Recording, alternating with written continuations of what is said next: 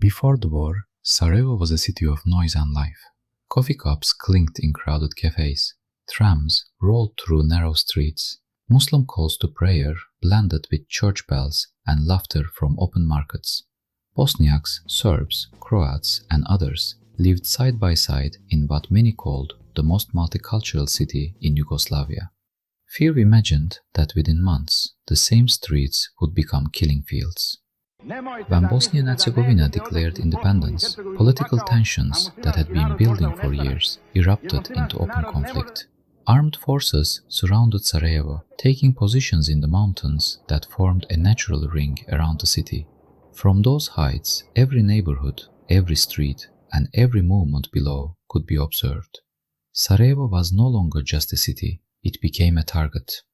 Artillery batteries appeared in the hills. Mortars were aimed toward apartment blocks.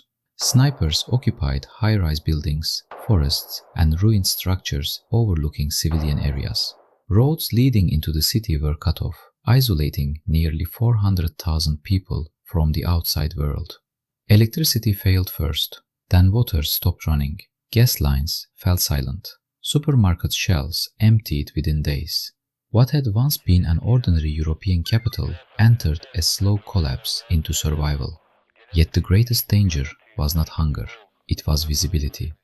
Residents quickly learned that stepping into the open could mean death. The city's main boulevard earned a new name, whispered with dread: Sniper Alley. Crossing it required courage, luck, and speed. People ran instead of walking. Parents pushed children ahead while shielding them with their bodies. Sheets and metal panels were hung between buildings in desperate attempts to block the view of unseen shooters. Burned cars became cover. Bus stops turned into traps. A single crack of a rifle echoed differently than artillery. It was precise, personal, intentional. Unlike shells, sniper bullets chose individuals. Men carrying bread collapsed mid-step. Women collecting water were struck without warning. Children playing in courtyards became targets simply because they were visible. Ambulances themselves were fired upon, forcing rescuers to hesitate before helping the wounded. Daily life reorganized itself around fear. People memorized safe routes through destroyed buildings. Windows were covered with blankets. Families avoided standing upright near glass. Even sunlight became suspicious, illuminating movement for distant observers. Inside apartments, survival demanded creativity. Furniture was broken apart for firewood. Books, once symbols of education and culture, were burned to provide heat during freezing winters. Residents planted vegetables in parks, courtyards, and even cemeteries. Water collection became one of the most dangerous tasks. Citizens gathered at public fountains or improvised wells, often waiting for hours while exposed to sniper fire. Some carried containers only at night, moving silently through darkness to avoid detection. Despite everything, life continued in fragments. Teachers held classes in basements. Musicians performed concerts in candlelit halls surrounded by sandbags. Artists painted scenes of war using whatever materials they could find. Weddings took place under the threat of shelling, acts of defiance against despair. Human normality refused to disappear. But beyond the city limits, another reality unfolded, one that survivors would later describe with disbelief. From the mountains, Sarajevo looked almost peaceful. Smoke rose slowly from damaged buildings. Streets appeared calm from a distance.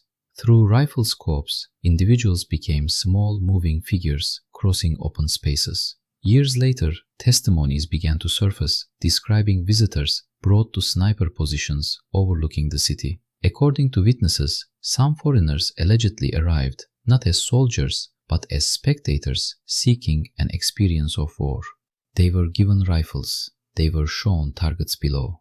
The allegations described payments exchanged for the opportunity to shoot at the city, acts later referred to as sniper tourism or human hunting. Sniper warfare became one of the defining features of the siege.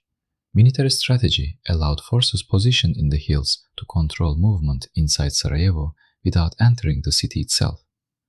A single sniper could immobilize an entire street. One shot could empty a square within seconds.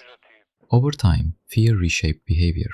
Residents learned which corners were deadly, which hours were safer, and how long it took to sprint across exposed intersections. But as the years passed, stories began circulating among soldiers, journalists, and later investigators. Stories suggesting that not every person behind a rifle came as a soldier. Some witnesses described visitors, foreign men arriving briefly at mountain positions overlooking Sarajevo, not wearing uniforms, not staying long enough to be considered fighters. According to testimonies gathered after the war, these individuals were allegedly brought to sniper posts and allowed to observe and sometimes participate. The phenomenon would later be referred to as sniper tourism.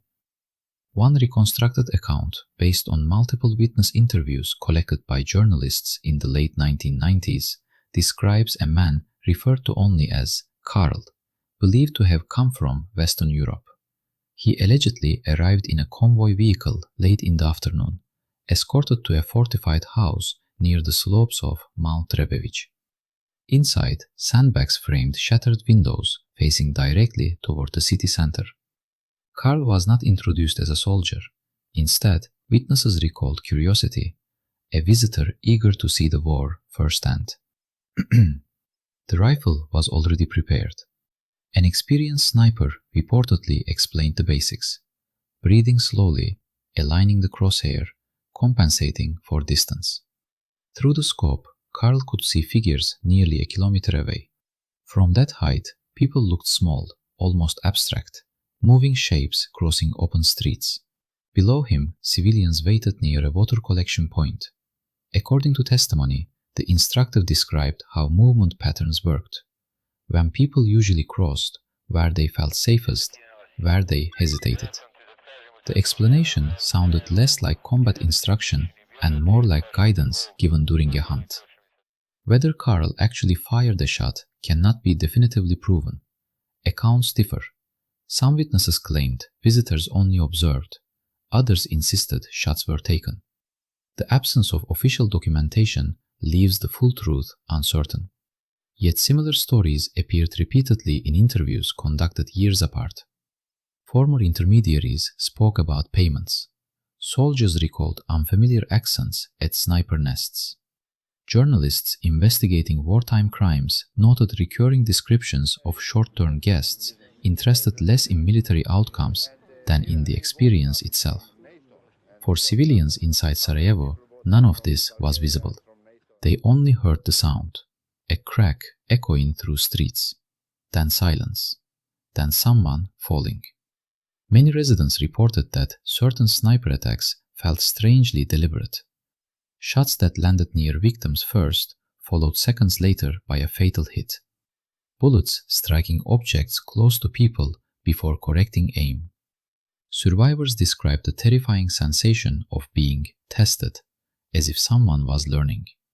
Psychologists later studying siege survivors emphasized how randomness intensified trauma.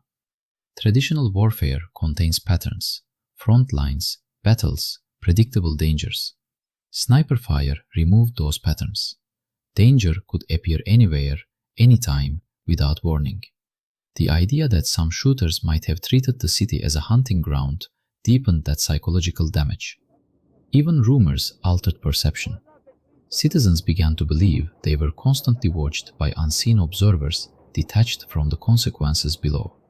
After the war ended in 1995, investigations into sniper activities focused primarily on military responsibility and war crimes. The broader allegations of foreign participants remained controversial. Some veterans rejected the claims entirely, arguing they were exaggerated myths born from trauma. Others quietly confirmed that irregular visitors had appeared during the chaos of war. Because many alleged participants were outsiders and records were scarce, legal accounts